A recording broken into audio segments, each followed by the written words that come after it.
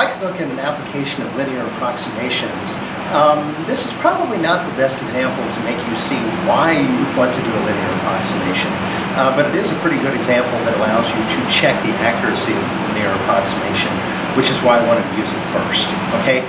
The concept here is very simple. That is, if I have some kind of curve function, if I have the equation of the tangent line, points on that tangent line are very close to points on the curve, as long as you pick points that are very close to the point where you make that tangent line. So for example, a point here on the curve is on the straight line is very close to that point on the curve. There's maybe only a couple of hundredths of a unit of difference between the two. It's much easier to work with linear functions, and so again, sometimes we'll look at situations where you're actually using a linear function to approximate particular values that are hard to find on a curve. Again, in real application, this tends to happen when maybe you don't have the actual equation of the curve, but you know some information about the curve at a particular point, like the slope, the derivative, that sort of thing.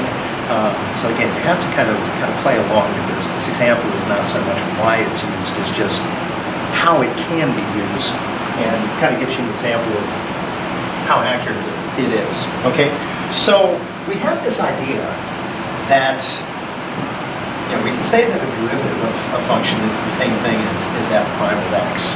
Okay, which means that if I multiply both sides by dx, I get another true statement. I get a statement that says that dy is equal to f prime times dx. Okay, we've discussed in class what this really means is if you have a line, dx is basically a small change in x along a straight line, along a tangent line. dy is a small change in y. What this is really saying is, if I take the slope at a particular point and I multiply it by the change in x, it will tell me the change in y along a straight line. So for example, if this slope here was 2, okay, the slope is the derivative, and let's say that the change in x was 0.1, 2 times 0.1 gives me an estimate of 0.2, and it just tells me that the y would change by 0.2.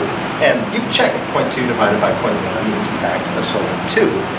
And so, if you knew the functional value was 7 here, you would expect it to increase by 2 to a point of 7.2 at that other point. That's the basic idea. Okay? So how does that apply in this particular case? Well, this function doesn't use x's and y's, it uses a's and r's, but it's the same premise, okay? Instead of using the equation that says that dy is going to be equal to the derivative times dx, we use an equation that says dA, the change in a, is equal to the derivative of this, which is going to be 2 pi r, times, instead of dx, times dr, okay? And I mean, you can find the derivative of this function. You could say dA over dr, dA dr is equal to 2 pi r, and you can solve for dA. It's just not really necessary. We already know the formula. So you're really just taking the derivative times the change in x, or in this case times the change in r. Okay? By the way, that's a quadratic function. There's an r-squared relationship there. So again, it's not a linear function. We're making estimates. They're not going to be exact, but they'll be reasonably close. Essentially what we're saying is we've got this curve. We've got area, and we've got radius, and we're going to be using the slope of the tangent line to estimate points at different places. And in this particular case, we're looking at where we have a radius of 4, and we're going to be using that. Just kidding. Actually, I should do a radius of 4.1. That would make a little bit more sense here. And so I'll be using that to find a point there on the line at 4.1, and using that to estimate what the value on the curve would be at 4.1, which would be really close. Okay, so basically we substitute values in, and we go from there. So this is dA in terms of dr. That's done. Okay, the radius they gave me, we're starting from the original radius point, and we're using that to project out and find that other estimated point. My dr value, by changing the radius from 4 to 4.1, is 0.1, and so we're going to take 2 times pi times 4 times 0.1, And I will use the calculator. These are usually kind of estimation sorts of problems. So 2 times pi times 4 times 0.1 is approximately 0.2513, okay? Sorry, 2.513. Basically just tells me that as the radius changes by about 0.1, I expect the area to change by about 2.513, okay? So they may ask you to estimate the change in the area. If so, you estimate that the change in area is about that many square centimeters, and I'm done. If they ask you to estimate the new area, you have to add that to the old area, which of course you can find using the original equation. So the area when r is equal to 4 is just pi r squared. It's 16 pi, which we're going to estimate this. It's a little bit more than 48. Let's see, it's going to be about 50.265, okay?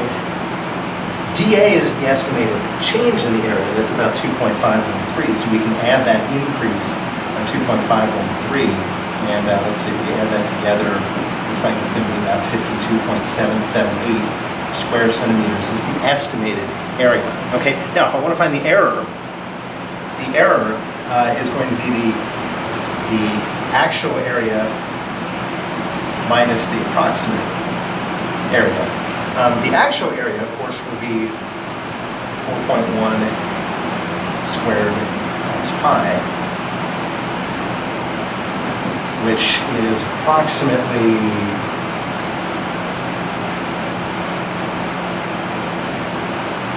52.810, we'll say. The approximate area is about 52.778, and if you subtract those two values, you get an approximate error of about 0.032.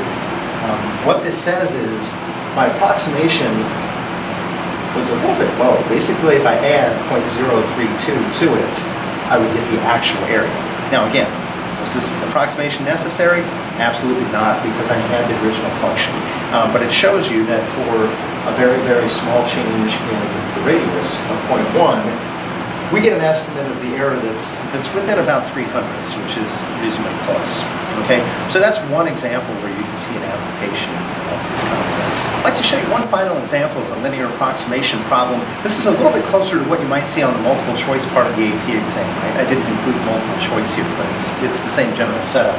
A lot of times you use linear approximations when you have some kind of a curve, but you don't actually have the equation of the curve, but you know something about the curve. Usually you're going to know a point somewhere on the curve, and you're going to know the slope at that particular point on the curve. In other words, you're going to know the derivative at that particular point. So if you take a look here, I know that f of 2 is equal to 5. I know that the derivative of 2 is equal to -3, and I want to find a linear approximation. Wait a second. I want to find a linear approximation of 2.2. So I want to find a point very close to that value there. Okay, that's the basic idea. Okay, so what I'm going to do here, really there are two different approaches. I could just get an estimated change in y. Okay, and we know that dy is equal to the derivative at a particular point times dx. Okay, that is the straight line change in y if I know the change in x. And again, that's assuming the function's linear, which we don't know that, but that's the best we can do with a linear approximation. And basically, we just add that change to the original functional value, and it tells us on the value. So we can fill those in. The derivative here at 2 is -3. Okay, so it says the slope of the line is -3. The change in x is going from 2 to 2.2, so that's just a value of 0.2. And we get a dy value of -0.6.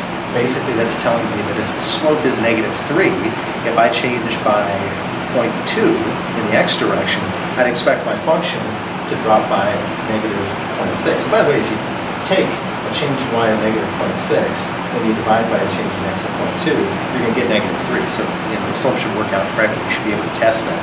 So this just says that I'm predicting that my function will drop by 0.6.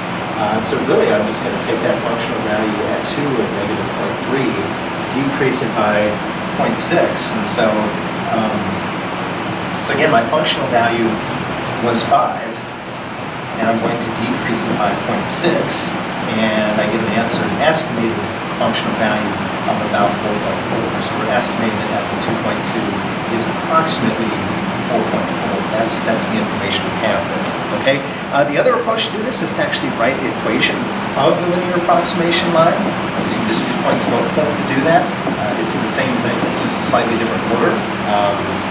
It's a little bit more predictable, perhaps, a little bit less intuitive. So here we already have the functional value. We know that y1 is 5. We know that x is 2, and we can fill that in there. And we know that the slope is -3. And so they want you to estimate the value of the function at 2.2. You're just going to drop 2.2 in there. And notice, by the way, you basically end up with the same thing. It's just kind of in a different order. So I'm putting in 2.2 for x. And so we're going to get y minus 5 is equal to -3. 2.2 times -2 is just 0.2. And then you can add 5 to both sides, and you find out that y is equal to -3 times 0.2 plus 5. And notice up here, we took 5, and then this is -0.6. So 5 minus 0.6 ended up giving us 4.4. And so either way, you end up with the same value. So you can use the tangent line equation, just substitute the x value that they give you, or you can just figure out how much does y change from the dy value, and just adjust the y value by that much. Either one is a good way to make a linear approximation.